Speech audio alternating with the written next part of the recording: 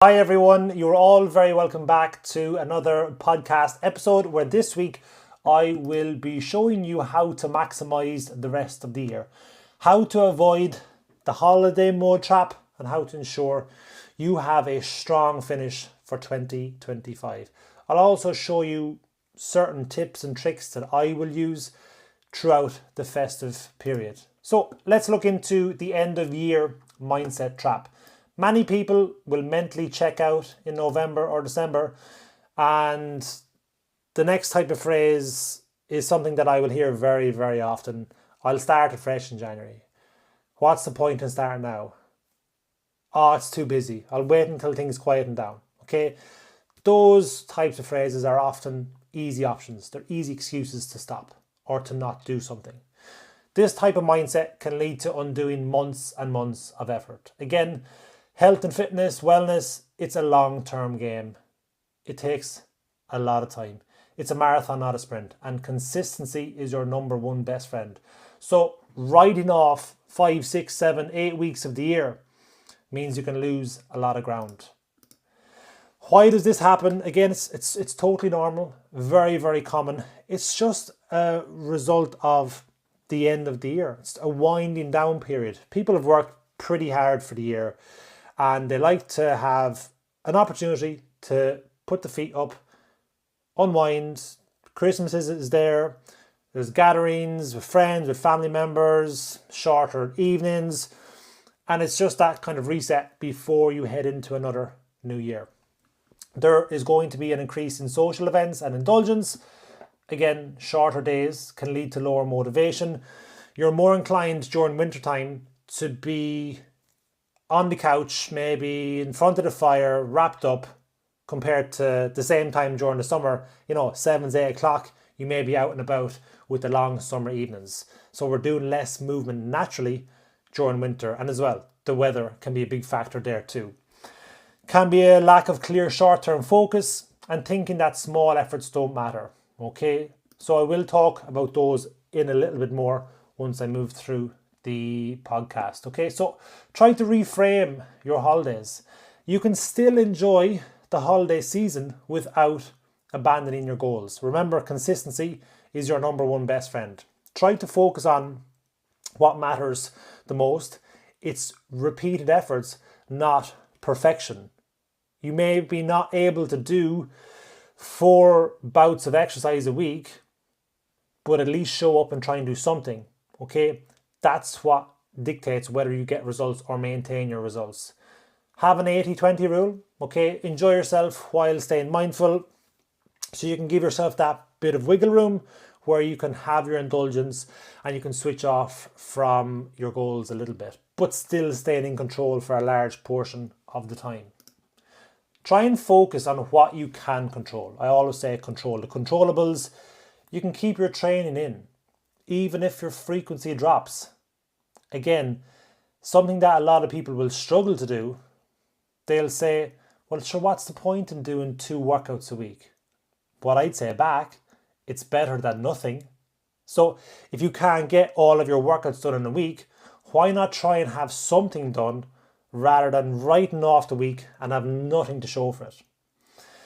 Maintaining protein and hydration, these are really, really, really important in terms of the festive period, because they can drop off. Okay, so you can have protein intake goals, you can have water intake goals, and they can help to at least keep you topped up during your festive period. Okay, try and stay active through walks, movement, sleep routines, because these are things that will take a hit during the festive period. Okay, some micro goals for the final stretch. Okay, so this can just give you clarity in knowing what you need to do, because you may get overwhelmed with the festive period and the winter evenings, but if you can at least have some micro goals in there, that gives you the clarity in knowing what you need to do in order to get through the festive period. Set yourself some simple 2 to 3 week goals. Steps, gym sessions, mindful meals, your protein intake, trying to have a good sleep schedule, because that can get thrown out of sync when we're off work or meeting up with friends or socializing, etc.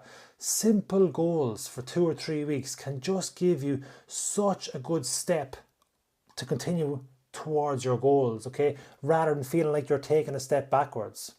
Focus on momentum, not magic, okay? Momentum is key. Small wins now mean easier progress in January.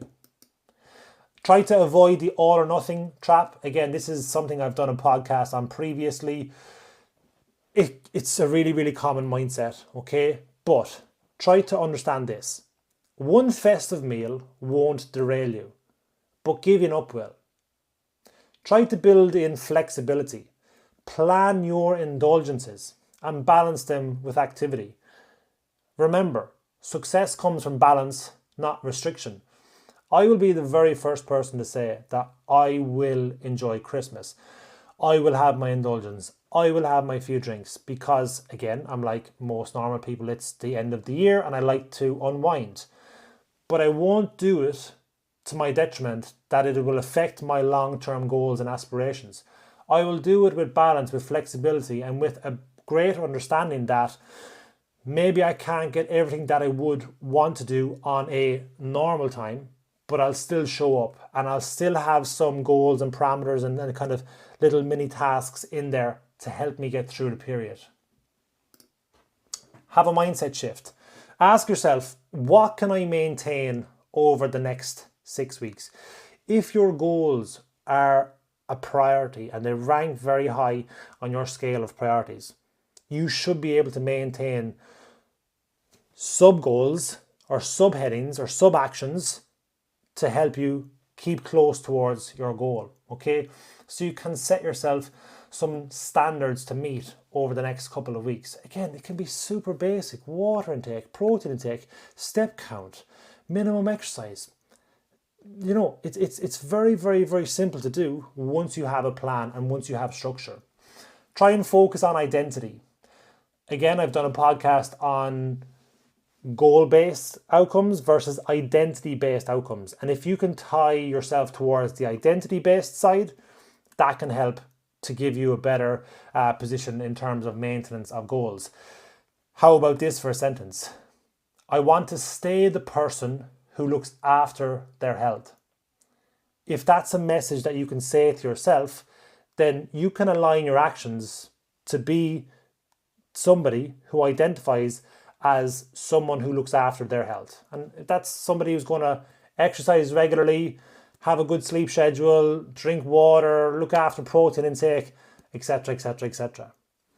Use this time to prove consistency is greater than motivation. Again, we've spoken before in the past, but motivation is not something that, you know, we can rely on. It's a word that is thrown out there, and you have to fall back on consistency and routine because they are far greater than motivation. Okay, so just some simple mindset shifts, but that can really, really, really help you going forwards. Some research and references. Again, you'll see the last point there, James Clear, Atomic Habits. It's coming up quite frequently in terms of reference points for these podcasts. So as I said before, I cannot recommend the book enough. It can genuinely change your life. Okay, and a final message. So don't wait for January to act like the person you want to become. Start now, finish strong, stay balanced, and set up the best start for next year. As always, thank you for listening and for your attention. And I hope this is of benefit to somebody listening. Again, the festive period can be quite daunting and overwhelming, and a lot of people can feel like they lose a lot of ground. And the common theme is everybody starts their fitness journey in January, and it's the new year, new me brigade start to come in. Don't be a sheep and follow the crowd. Set your own standard. Start now, and you can get ahead of the curve. So thank you for listening. I hope this helps, and I look forward to seeing you all on our next episode.